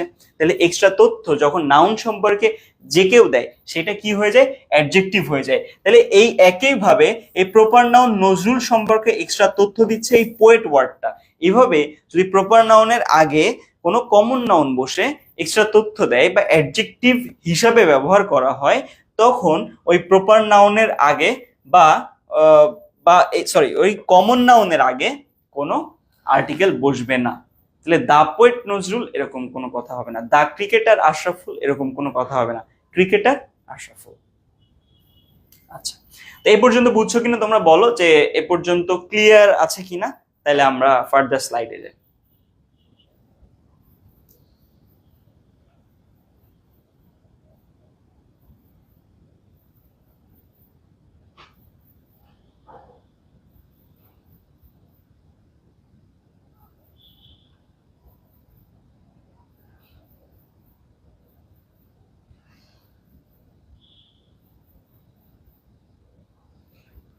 আচ্ছা, তোমরা ক্লাসের মাঝখানে কথা বলো না, বা একজন আরেকজনের সাথে কথা চ্যাট করো না, পড়াশোনা করো, লেখাপড়ার মধ্যে থাকো। আচ্ছা,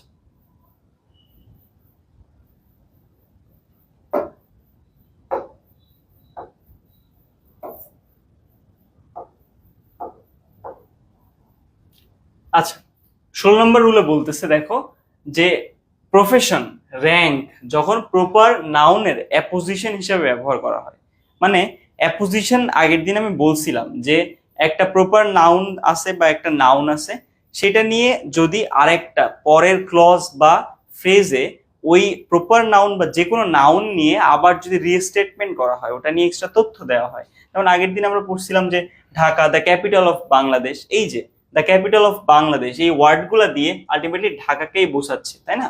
এরকম যখন হবে, হ্যাঁ। তারপরে ধরো এখানে বলছে Tania, Tania professor of ELT, ELT একটা সাবজেক্ট, তাহলে এই প্রফেসর অফ ইএলটি এটাই, এই যে তাহমিনা সেই, তাই না? তো এই যে একটা নাউনের পরে আরো গ্রুপ অফ ওয়ার্ডস দিয়ে ওই নাউন সম্পর্কে আবার নতুন তথ্য দিলাম বা ওই নাউনকে রিস্টেটমেন্ট করলাম, এরকম যখন হবে তখন সেটাকে অ্যাপোজিটিভ বলছি। ওই অ্যাপোজিটিভের মধ্যে যদি র্যাঙ্ক, তারপরে প্রফেশন এই ওয়ার্ডগুলো থাকে, বা কোনো ওয়ার্ড থাকে যেটা দিয়ে র্যাঙ্ক বা প্রফেশন বোঝায়, ওই র্যাঙ্ক বা প্রফেশনের আগে তুমি আর্টিকেল বসাবা না। যেমন ভাবে এখানে দেখো তানিয়া, তাহমিনা, এবার দা প্রফেসর অফ ইএলটি এটা যেন বসায় দিও না, প্রফেসর অফ ইএলটি নর্মালি এইভাবেই থাকবে, ঠিক আছে? আচ্ছা, তো এটা এটা একটা ইম্পর্টেন্ট রুল, যে তোমার অ্যাপোজিশনের মধ্যে তুমি যদি র্যাঙ্ক বা প্রফেশন দেখো, ওই র্যাঙ্ক বা প্রফেশনের আগে যেন আর্টিকেল বসায় দিও না, ঠিক আছে? আচ্ছা, 17 নম্বর রুল বলছে যদি মুখ্য উদ্দেশ্য স্কুল, ইউনিভার্সিটি, কলেজ, হসপিটাল, এটা আমি নর্মালি বুঝাচ্ছি। দেখো আমি বলছি যে I go to the school, হ্যাঁ। তারপর বলছি I go to the stadium.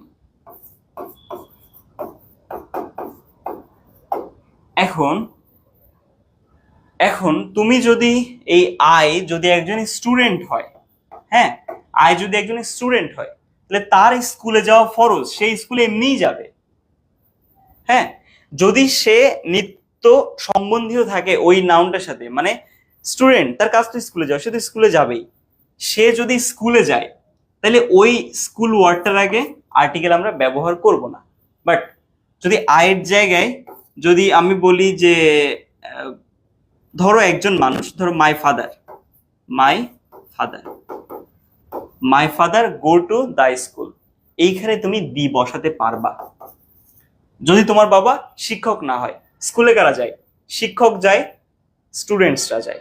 Students are শিক্ষকরা যখন স্কুলে যাবে, ওই স্কুলের সাথে তারা রেগুলারলি কানেক্টেড, সেইখানে ওই স্কুলের আগে তুমি আর্টিকেল বসাতে পারবা না। বাট তোমার বাবা স্কুলে কখন যাচ্ছে? তোমার বাবা স্কুলে অবশ্যই তখনই যায় যখন তুমি প্যারেন্টস কল খাও, যখন তোমাকে স্কুলে তোমার বাবাকে তোমার ভালো রেজাল্ট অথবা খারাপ রেজাল্টের জন্য ডাকা হয়, অথবা তোমার স্কুলে কোনো অনুষ্ঠান থাকে ওই একদিনের জন্য বাবা যায়, নর্মালি বছরে একবার দুইবার যায়। তো এইরকম যখন ওই পরে যেটা আছে অবজেক্ট, ওটার সাথে এই সাবজেক্টের কানেকশন যদি প্রপার কানেকশন না থাকে, নর্মালি না থাকে, স্মুথ কোনো কানেকশন, রেগুলার কোনো কানেকশন না থাকে, তাহলে ওই ওই পরের অবজেক্টের আগে তুমি আর্টিকেল ব্যবহার করবা না, ঠিক আছে? বা ওই পরে যে নাউনটা আছে ওই ওই অংশের সাথে তুমি তার আগে বসাতে পারবা না। তাই এরকম দেখো মুখ্য উদ্দেশ্য এই যে school, university, college, hospital, bed, market, court, এগুলা। এন্ড কোর্টে যদি বলো তুমি স্টুডেন্ট, তুমি যদি I go to the court, এখন তুমি স্টুডেন্ট, তুমি তো কোর্টে যাবা না, তাই না? তাহলে নর্মালি কোর্টে তুমি যাও না, হয়তো একদিন ঘুরতে গেছো, তুমি এখানে দি বসাতে পারো, ঠিক আছে? কিন্তু যদি বলি দা জাজ, দা আচ্ছা দা জাজ গো টু দা কোর্ট, এইখানে দি হবে না, কারণ যে জাজ সে তো রেগুলার কোর্টে যাই, ঠিক আছে? আচ্ছা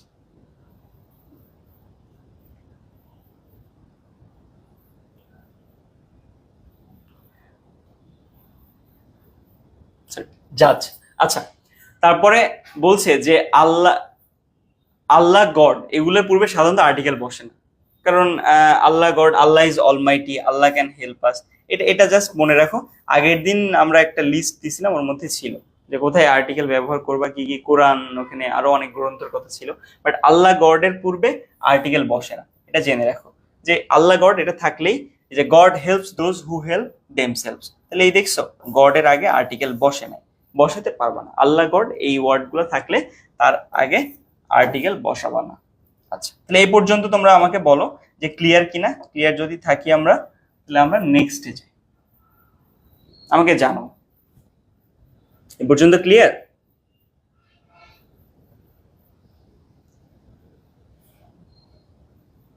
আচ্ছা, সাবা নতুন বলছো, ধন্যবাদ সাবা, তুমি প্রথম দিন আমাদের সাথে জয়েন করছো, কেমন লাগছে আমাদের ক্লাস? সিরিয়াসলি সবাই ক্লাস করো, আমি খুব সিরিয়াস স্টুডেন্ট পছন্দ করি যারা। আচ্ছা, আরাফাত বলছো ক্লিয়ার, আচ্ছা ক্লিয়ার হলে তো ভালোই।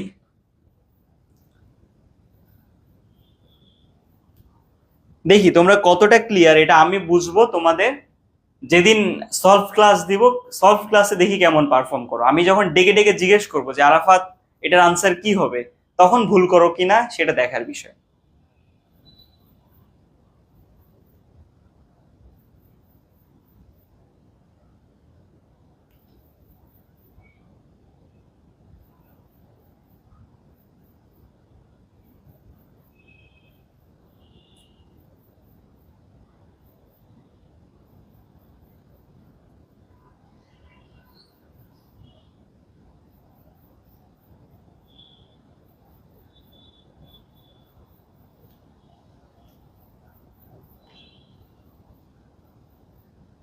আচ্ছা, ইনশাল্লাহ আমরা সবাই পারবো। আচ্ছা, রুল নাম্বার 19-এ দেখো যে যে সকল ক্ষেত্রে আর্টিকেল ব্যবহার করা হয় না, তার মধ্যে রুল নাম্বার 19 বলতেছে যে কোনো গ্রন্থের নামের পূর্বে লেখকের নাম থাকলে তার পূর্বে আর্টিকেল বসে না। যেমন আমি যদি বলি অগ্নিবীণা, তাহলে দা অগ্নিবীণা আমি বলতে পারবো।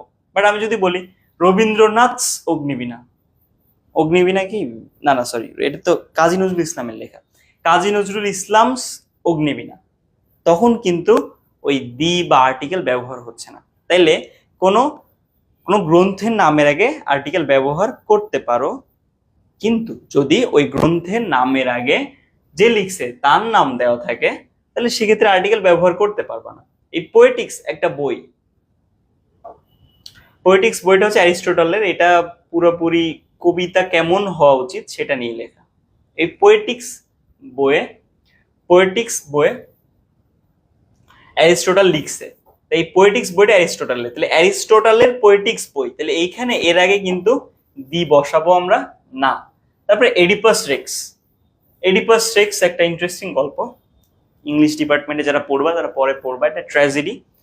তো এই ট্র্যাজেডি লিখছে সফোক্লিস, এই সফোক্লিস যেহেতু লিখছে এবং তার নাম আগে আছে, তাহলে এডিপাস রেক্সের আগে আমি কিচ্ছু বসাতে পারতেছি না। তো এইটাই আর কি, যে কোনো গ্রন্থ তার লেখকের নাম যদি তার আগে উল্লেখ করা থাকে তাইলে তুমি ওইখানে আর্টিকেল দিতে পারবা না। রুল নাম্বার 20 তে বলছে প্রিপোজিশন এবং তার অবজেক্ট নিয়ে গঠিত কতকগুলা ফ্রেজের পূর্বে আর্টিকেল বসে না। এটা আমি বুঝাবো, এটা বোঝানোর আছে। যেমন দেখো অ্যাট ডন, এই অ্যাট ডন, অ্যাট কি প্রিপোজিশন, তারপরে by day, by apposition, at night, at noon, এগুলো সব প্রিপোজিশন। আর প্রিপোজিশনের পরে যে ডন, ডে, সানরাইজ, এই সবগুলো হচ্ছে অবজেক্ট। এখন এই প্রিপোজিশন এবং তার সাথে সংলগ্ন, তার সাথে জুড়ে যে অবজেক্ট গুলো থাকে সেগুলো যদি থাকে একটা সেন্টেন্সে, দেখো সেন্টেন্স দেখি, we went to Dhaka by air, এই যে বাই হচ্ছে প্রিপোজিশন, অবজেক্ট। আর তাহলে এবার এই প্রিপোজিশনের আগে বলতেছে অবজেক্ট থাকলে সেখানে আমরা বসাতে আর্টিকেল বসাতে পারছি না। ঠিক আছে, আগে এইগুলো পড়ো, at sunrise, sunset, by air, by bus, এগুলা তোমরা একটু আয়ত্ত রাখতে পারো, মুখস্থ করতে পারো, কয়েকবার পড়লে দেখবে এটা একটু একটু মুখস্থ হয়ে যাবে, মেমোরাইজ হয়ে যাবে। তাহলে সেন্টেন্সে যখন এগুলো দেখবা তখন এটার আগে আর্টিকেল বসাবা না, বুঝতে পারছো? আচ্ছা, তো আর নর্মালি বোঝা যায় যেটা, যে প্রিপোজিশনের ক্লাসে আমি খুব ভালো মতো একটা কথা বলবো, প্রিপোজিশন চিনবো কিভাবে। এখন আমরা নর্মালি প্রিপোজিশন চিনবো যে অন, অ্যাট, ইন, তারপরে ইনটু, বাই, এগেনস্ট, এগুলো সবগুলো হচ্ছে প্রিপোজিশন। এন্ড এগুলো যখন থাকবে এবং ওই প্রিপোজিশন যার আধার করে কাজ হয়, মানে ওই প্রিপোজিশন গুলোর পরে যে অবজেক্ট গুলো থাকে, বিধেয় কর্ম, মানে যার উপর বেস করে, যার উপর যে ইনফরমেশন উপর ভিত্তি করে, যেগুলোর উপর ভিত্তি করে ওই প্রিপোজিশন গুলো থাকে। যেমন বাই এয়ার, তাহলে এয়ারে গিয়েছে, এরকম যে ওই প্রিপোজিশন গুলোর সাথে যেগুলো কানেক্টেড থাকে, এরকম যদি একটা সেন্টেন্সে পাও তাহলে সেখানে তোমরা আর্টিকেল ব্যবহার করতে পারবা না। এখানে অনেকেই ভুল করে বলতে পারো যে বাই দা এয়ার, তাই না? এইটা তো কমন মিস্টেক, সবাই বলে Minhaj will go to Narayanganj by the river, সবাই ভুল করে।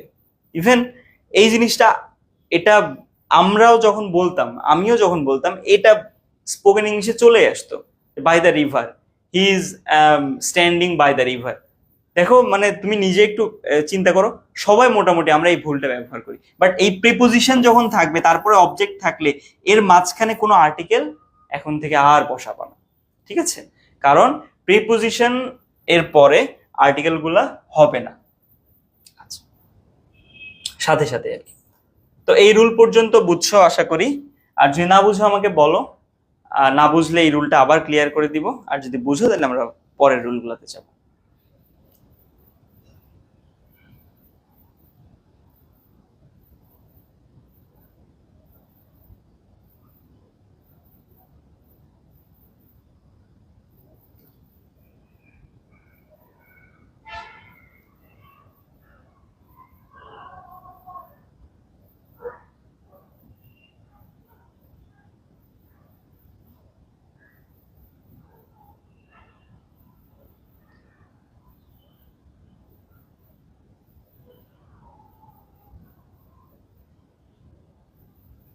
আচ্ছা, একটু কমেন্ট করে বলো যে অবস্থা কি, মেবি নেটওয়ার্কের আরো বেশি প্রবলেম হচ্ছে। যাই হোক, আজকে লাস্ট এইভাবে ক্লাস করছো, এরপর থেকে এই নেটওয়ার্কের ইস্যুটা তোমাদের সলভ হবে। নেটওয়ার্কের ইস্যু সলভ না হলে আমরা ক্লাস করব না। নেক্সটে পূজার ছুটি থাকবে প্রায় 10 দিনের মতো, তারপর থেকে আমরা এই নেটওয়ার্কের ইস্যু ঠিক করে ক্লাসে জয়েন করব। আর্টিকেল টপিক তার আগে শেষ হয়ে যাচ্ছে, সলভ ক্লাসটা আমি দিয়ে দিব, সেটা ডেট দিয়ে দিব। স্পোকেন ফ্রি হ্যান্ড রাইটিং এর যে ক্লাসটা, সেটা আমরা রেকর্ডেড পাবো। আর রেকর্ডেড পাওয়ার পরে ওটা প্র্যাকটিস করে যে উত্তর তোমরা লিখবা, যে টপিক আমি দিব সেটাতে তোমরা প্র্যাকটিস করবা, ওইটা আমাকে হোয়াটসঅ্যাপে পাঠাবা, আমরা ওইটা খাতা দেখে তোমাকে দিয়ে দিব, বুঝাবো যে কোন জিনিসটায় প্রবলেম হচ্ছে, কোন জিনিসটা এখনো ঠিক করতে হবে। ঠিক করা হলে আবার লিখবা, লিখে এটা কন্টিনিউয়াস প্রসেস, এটা কোনো শেষ নাই। আমরা কোর্সের শেষ পর্যন্ত এরকম মাঝে মাঝেই ফ্রি হ্যান্ড রাইটিং নিয়ে কাজ করব, আর ওটা শেষ করে ফেলবো, ঠিক আছে? তো আশা করি এই নেটওয়ার্কের প্রবলেমটা আমরা সলভ করে ফেলবো এরপরে। আজকে একটু ধৈর্য ধরে ক্লাস করো। আর যাই হোক,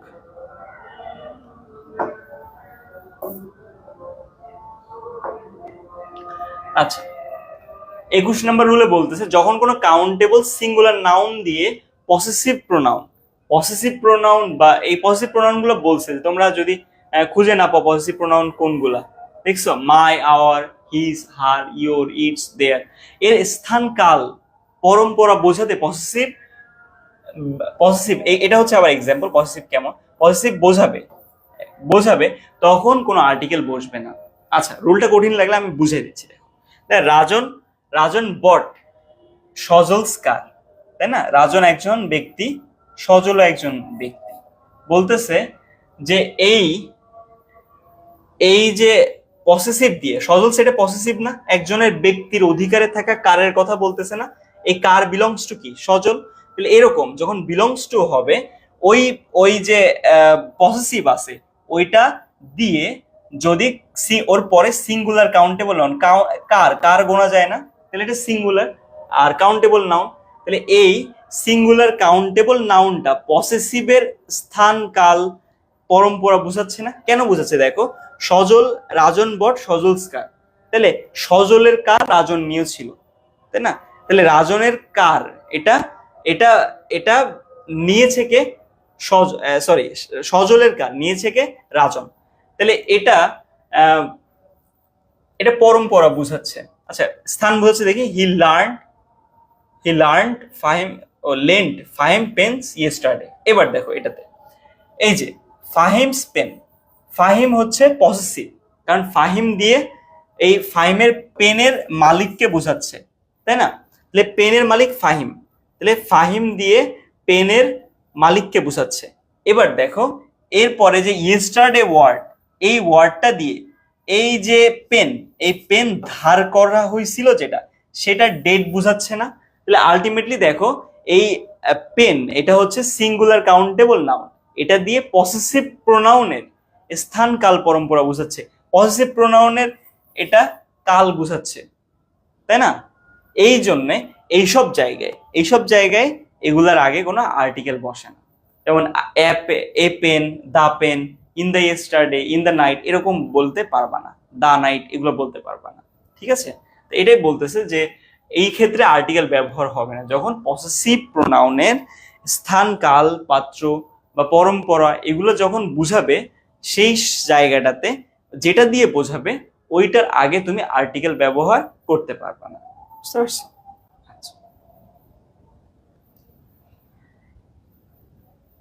আচ্ছা, গণনাযোগ্য মানে কাউন্টেবল, আর বহু বচন প্লুরাল নাম্বার। তাহলে কাউন্টেবল প্লুরাল নাম্বার এরকম যদি থাকে তার পূর্বে কোনো আর্টিকেল বসে না। এটা তো আমরা আগেও করছি, ওই যে কাউ গোনা যায়, তখন আমি কাউস বলছি, তার আগে আমরা আর্টিকেল ব্যবহার করতে পারি নাই। তাহলে এটা সেটাই বলতেছে যে শি ইম্পোর্টেড নিউ কার্স। তাহলে এই কার্সের আগে এই যে আছে শি ইম্পোর্টেড নিউ কার্স, তাহলে এই নিউ কার্সের এই জায়গায় আমি দা এগুলো বসাতে পারছি না।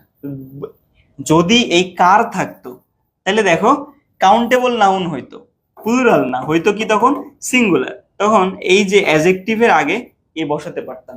এটা এক্স্যাক্টলি এই জিনিসটা একটা রুলে আছে, যেটা তোমরা প্রথম দিন করছো। আচ্ছা,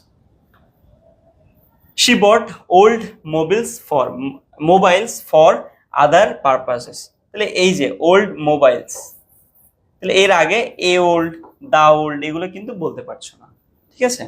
আচ্ছা, তাহলে বিষয়টা কি, যখন কাউন্টেবল নাউন প্লুরাল নাম্বার হবে তাহলে ওর আগে আমরা কোনো আর্টিকেল ব্যবহার করতে পারবো না।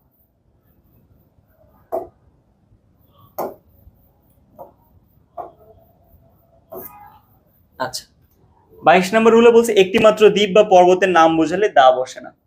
তখন আমি বলতেছি যে যখন আমি বলতেছি দা মাউন্ট এভারেস্ট, এখন দেখো দা মাউন্ট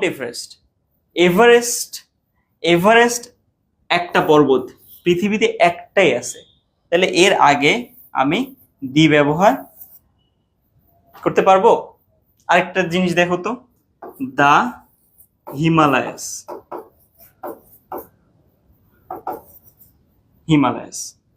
LAYS সরি, হিমালয়াস। এখন এই যে হিমালয় পর্বত কিন্তু একটা পর্বত নিয়ে না, নেপাল তিব্বতের মাঝখানে অনেকগুলো পর্বত নিয়ে যতগুলো আছে ওগুলো হচ্ছে হিমালয় পর্বত। এখন হিমালয় পর্বতের আগে আমি দি ব্যবহার করতে পারছি, বাট হিমালয় পর্বতের মধ্যে একটা পর্বত আছে, যদি এতগুলো পর্বত হিমালয় পর্বত হয় তাহলে এইটা হচ্ছে এভারেস্ট। এই এভারেস্ট পৃথিবীতে একটাই আছে, এর আগে আমি কোনো আর্টিকেল ব্যবহার করতে পারছি না। বাট এই যে অনেকগুলো পর্বত আশেপাশে এগুলাও পৃথিবীতে একটা জায়গায় আছে, বাট এগুলা সংখ্যায় অনেকগুলা, এই জন্যে এর আগে আমি আর্টিকেল ব্যবহার করতে পারছি।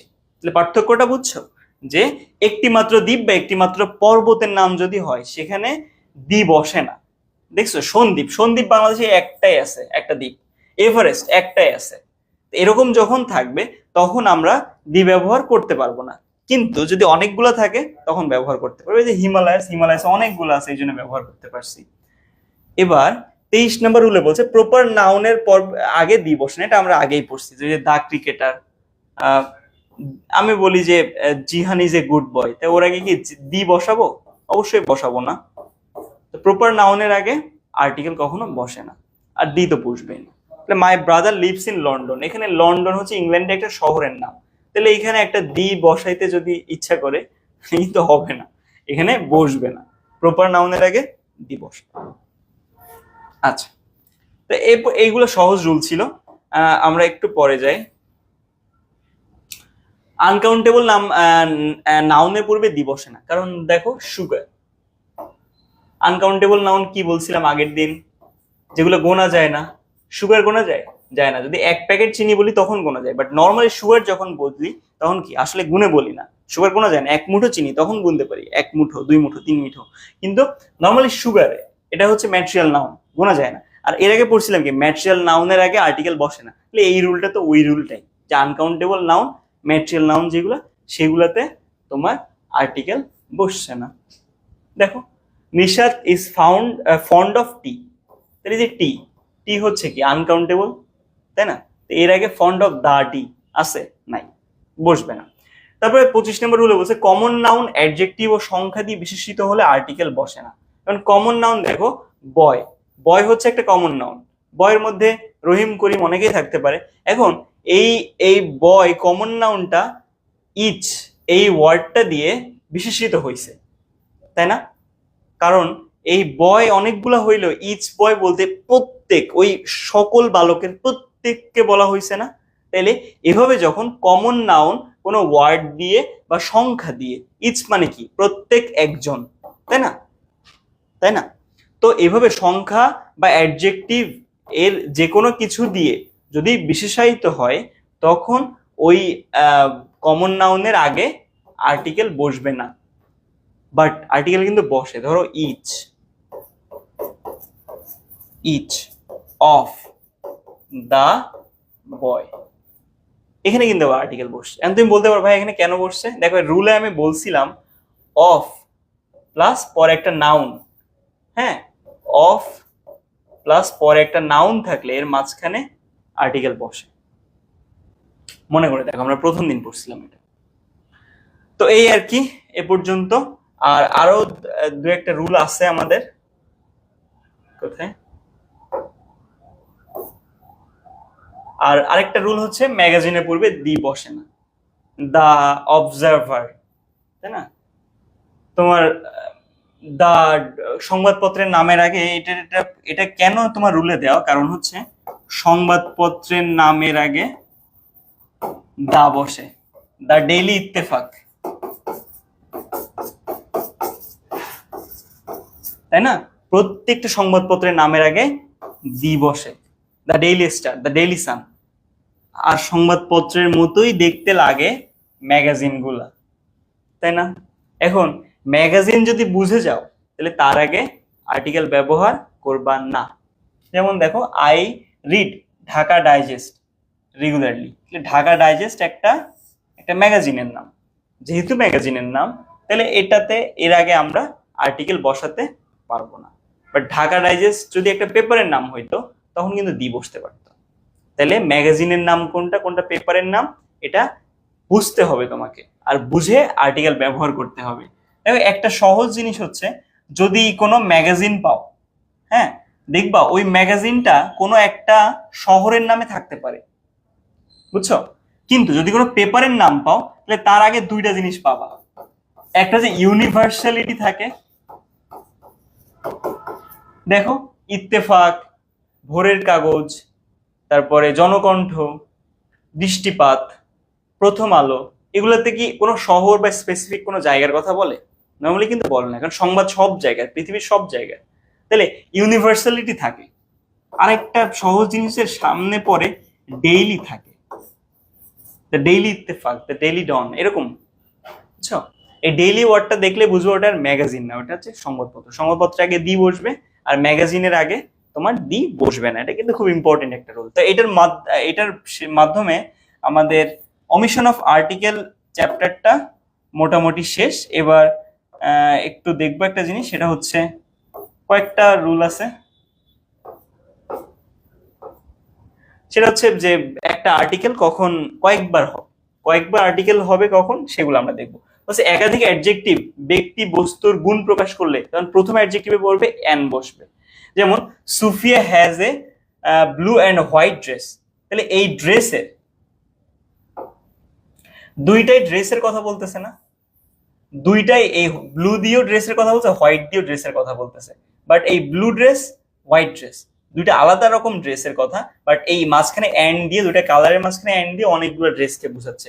এরকম যদি গুণ, হ্যাঁ, বা কোনো জিনিসের গুণ বা কোনো কিছুর একটা সম্পর্কে এক্সট্রা তথ্য দেওয়া, এরকম যদি দেয় কোনো অ্যাডজেক্টিভ দিয়ে, যে ড্রেস হচ্ছে নাউন আর ব্লু এই ড্রেসের আগে বসে ড্রেস সম্পর্কে এক্সট্রা তথ্য দিচ্ছে, তাহলে অ্যাডজেক্টিভ এটা, তাই না? এই অ্যাডজেক্টিভ যদি ওই একই ড্রেসের কথা যখন এখানে বলতেছে, ওরকম ভাবে যদি একই ব্যক্তি বা বস্তুর গুণ প্রকাশ করে, তাহলে প্রথম ক্ষেত্রে অ্যাডজেক্টিভের আগে এ বা অ্যান বসে। দেখো এখানে বসছে এ ব্লু, হ্যাঁ, এ ব্লু অ্যান্ড হোয়াইট ড্রেস, তাহলে এখানে দেখো এইখানে ব্লুর আগে এ বসছে, বাট হোয়াইটের আগে এ বসছে না। এটা দিয়ে আরেকটা জিনিস বোঝায়, দেখো যদি ওর ওর একটা, এই সুফিয়ার যদি একটা ব্লু ড্রেস একটা হোয়াইট ড্রেস থাকতো, তাইলে এই দুইটার আগেই এ বসতো। আর যদি একটা ড্রেসের মধ্যে ব্লু আর হোয়াইট, ধরো এই পোর্শনটা ব্লু, এই পোর্শনটা হোয়াইট, এরকম যদি থাকে, তাহলে একটার সাথে আর্টিকেল বসবে। এই একই সূত্র দিয়ে অনেকগুলো করা যায়। দেখো আমি যদি বলি দা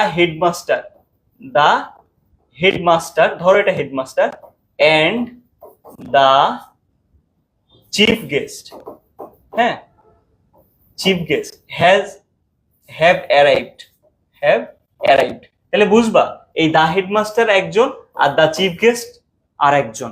আমি এই দা হেডমাস্টার লিখে এই এন্ড এর পরে যদি দি না লিখতাম, তাহলে আলটিমেটলি এই যে হেডমাস্টার সেই চিফ গেস্ট, এটাই বুঝাইতো। তাইলে ডাবল যদি আর্টিকেল ব্যবহার করা হয়, তাহলে ডাবল পার্সন বা ডাবল জিনিসের কথা বলে, আর যদি একবার ব্যবহার করা হয় তাহলে একটা জিনিসের কথা বলে। এখন প্যাচটা ধরো, এই যদি ডাবলের কথা বলতো তাহলে ড্রেসেস এর কথা বলতো, এটা একটা প্লুরাল বুঝাইতো, বাট একটা বুঝাইছে দেখো ড্রেস, তার মানে সিঙ্গুলার। আর সিঙ্গুলার যদি হয় তাহলে অ্যাডজেক্টিভের আগে জাস্ট একবার আর্টিকেল ব্যবহার করতে হবে, দুইবার ব্যবহার করতে পারবা না। এভাবে আরো একটা রুল আছে মনে হয় এরপরে। দেখো কিন্তু একই সেন্টেন্সে একাধিক অ্যাডজেক্টিভ যদি পৃথক জিনিস বোঝায়, এই যে দেখো ড্রেস পৃথক জিনিস বুঝাইছে, মানে দুইটা ড্রেসের কথা বলছে, তাহলে দেখছো দুইবার আর্টিকেল বসছে, দেখছো একটা রুলের মধ্যে দুইটা রুল হয়ে গেল। পরবর্তীতে আরেকটা রুল মনে হয় এরকম আছে, এই যে আচ্ছা, এই যে যা বলছিলাম ওটাই, দ্য হেডমাস্টার এন্ড সেক্রেটারি, তাহলে দি একবার ব্যবহার করছে, তার মানে হেডমাস্টার যে সেক্রেটারি সেই একই লোক। এই জন্য দেখো ভার্ব ইজ বসছে, দুজন হলে তো আর বসতো, বুঝতে পারছো? এইটাই কিন্তু প্যাচ অ্যাডমিশনে, এইটা আর্টিকেলে পড়তেছো, দেখবা এটা পড়ে গেছে তোমার রাইট ফর্ম অফ ভার্বসে, তখন তুমি প্যাচাল হয়ে গেছে, আরে দুইবার আর্টিকেল বসানো লাগবে না এখানে, তাহলে দুইবার বসাইতে, এটাই মনে হয় ভুল। না রে ভাই, এখানে ইজ বসাইছে, তার মানে কি একজন, তাহলে দুইবার আর্টিকেল বসাবা কেন, একবার আর্টিকেল বসাবা। দেখছো একটা থেকে ঘুরে কিভাবে অন্য জায়গায় নিয়ে যাওয়া যায়, এই জিনিসটা কিন্তু ইম্পর্টেন্ট। আবার দেখো দা হেডমাস্টার, দা সেক্রেটারি, দুইবার দি ব্যবহার করছে, দুইজনকে বুঝাইছে, এই জন্য দেখো ইজের জায়গায় আর দিছে, দেখতে পাচ্ছ?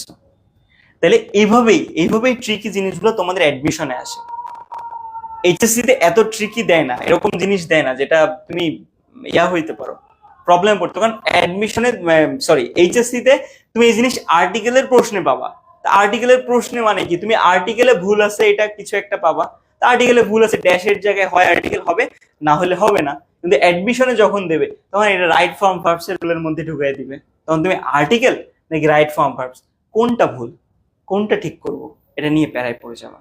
বাট এই রুলগুলো যদি ভালো মতো জিনিসগুলো বুঝো আসলে, তখন কনসেপ্ট ক্লিয়ার থাকলে কিন্তু তখন তুমি একটা আনওয়ান্টেড সিচুয়েশন ফেস করবা না। এই জন্য এই জিনিসগুলো মনোযোগ দিয়ে শিখে ফেলো, এটা সারা জীবন কাজে লাগে।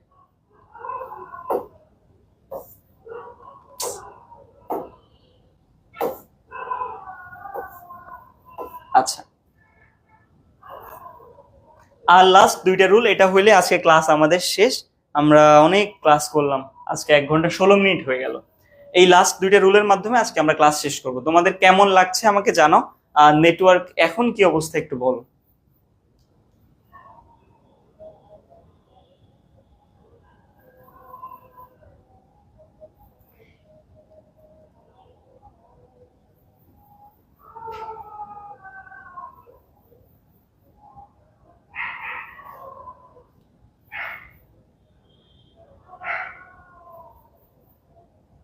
আচ্ছা, বলছে তুলনা বোঝাতে দুইটি নাউন যদি একই ব্যক্তিকে নির্দেশ করে তো প্রথম নাউনটির পূর্বে আর্টিকেল বসে। যেমন she is better singer than a dancer. হ্যাঁ, তাহলে এই যে এই শি ইজ একজনের কথা বলতেছে, এই শি একজনের কথা বলতেছে, সে সিঙ্গার সে ডান্সারও, তাহলে সিঙ্গারটা বেটার ডান্সারটা কম বেটার, তাই না?